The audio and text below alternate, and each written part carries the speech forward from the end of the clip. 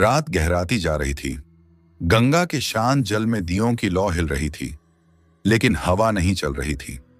हर कोई श्रद्धा से छठ मैया की पूजा में लीन था, मगर उसी अंधेरे के बीच किसी ने अपनी आंखें खोली, सफेद, चमकती हुई, जैसे किसी की आत्मा लौट आई हो। नमस्कार दोस्तों, आप सुन रहे हैं गोस्ट डायरी, जहां हर हफ्ते हम लाते हैं आपके लिए वो कहानियां जिन्हें सुनकर रूह कांप उठे और आंखें रात भर खुली रह जाएं। अगर आपको डर पसंद है तो इस वीडियो को लाइक करें, कमेंट में जय छठ मैया लिखें और चैनल को सब्सक्राइब जरूर करें, क्योंकि आज की कहानी सिर्फ एक कहानी नहीं, एक सच्चा श्राप है। अमावस की छठ का। गंगा किनारे बसे गांव बसरहा घाट में हर साल की तरह इस बार भी छठ पूजा की तैयारियां जोरों पर थीं। गांव की औरतें घाट की सफाई कर रही थीं, पुरुष बांस के स्टैंड बना रहे थे और बच्चे रंग बिरंगे दिए लेकर भाग दौड़ मचा रहे थे। पर इस बार कुछ अलग था। इस बार छठ पूजा पूर्णिमा की रात नहीं, बल्कि अमावस्या के दिन पड़ रही थी। पंडितों ने मना किया था कि यह पूजा नहीं होनी चाहिए, लेकिन गांव की मुखिया शांता देवी ने कहा, छठ मैया के आगे कौन सी तिथि मायने रखती है, श्रद्धा होनी चाहिए, बाकी सब व्यर्थ है। और इस तरह पूजा की घोषणा हो गई। छठ के एक दिन पहले घाट पर मिट्टी खोदते वक्त रामू मल्लाह को एक पुराना लाल चुनरी का टुकड़ा मिला। उस पर सूखे खून के निशान थे। रामू डर गया और उसे फेंकना चाहा। तभी एक बुजुर्ग बोला, अरे ओ पगले, ये मत फेंक, ये तो छठ मैया की चुनरी लगती है।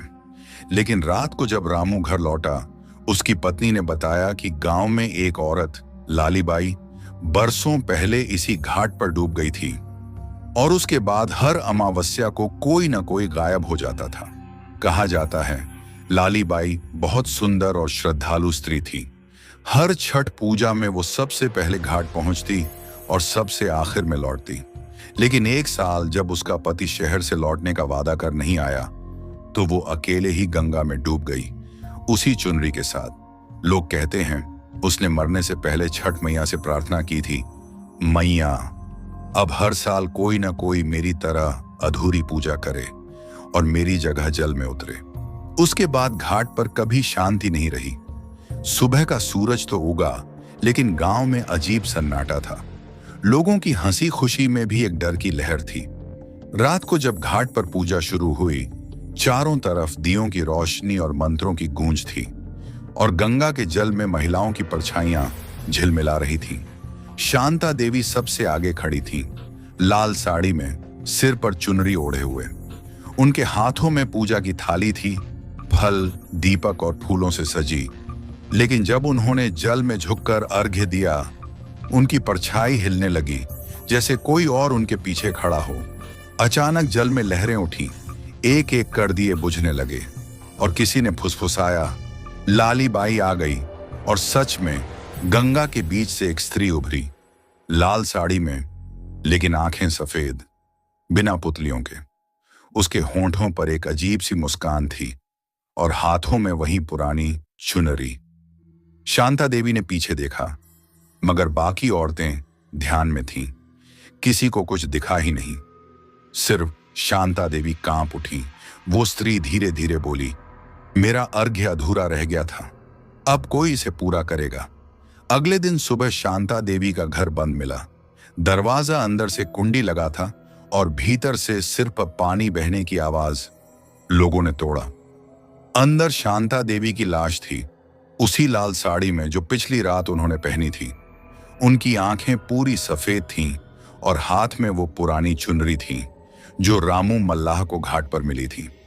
उस दिन के बाद हर साल जब भी गांव में छठ पूजा होती, कोई ना कोई औरत अचानक गुम हो जाती। लोगों ने छठ मनाना छोड़ दिया, लेकिन श्राप वहीं रह गया। 20 साल बाद शहर से एक फोटोग्राफर अनन्या आई। वो गांव की परंपराओं पर डॉक्यूमेंट्री बना रही थी। गांव वालों ने उसे घाट जाने से रोका, लेकिन उसने कहा, मैं सिर्फ पूजा की तस्वीरें लूंगी, डरने की कोई बात नहीं। रात को वो कैमरा लेकर घाट पहुंची। चारों ओर अमावस का अंधेरा, कुछ बूढ़ी औरतें दिए जलाए बैठी थीं। गंगा का पानी शांत था, बस हवा में फुसफुसाहट गूंज रही थी। अनन्या ने कैमरे से क्लिक किया और स्क्रीन पर देखा एक औरत लाल साड़ी में मुस्कुराती हुई, जबकि वहां कोई नहीं था। सुबह अनन्या होटल पहुंची।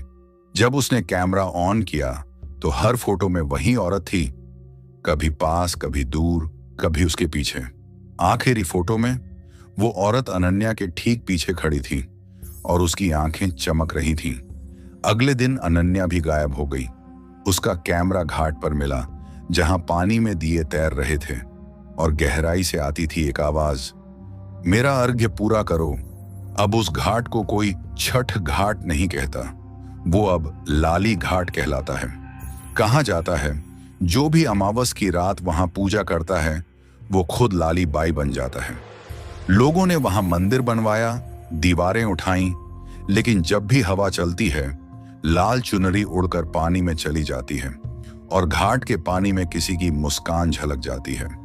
कहते हैं छठ की पूजा अधूरी नहीं रहनी चाहिए, वरना कोई उसे पूरा करने लौट आता है। तो दोस्तों, कैसी लगी आपको ये अमावस की छठ श्रापित पूजा की कहानी? क्या आपने कभी किसी घाट पर ऐसा माहौल महसूस किया है?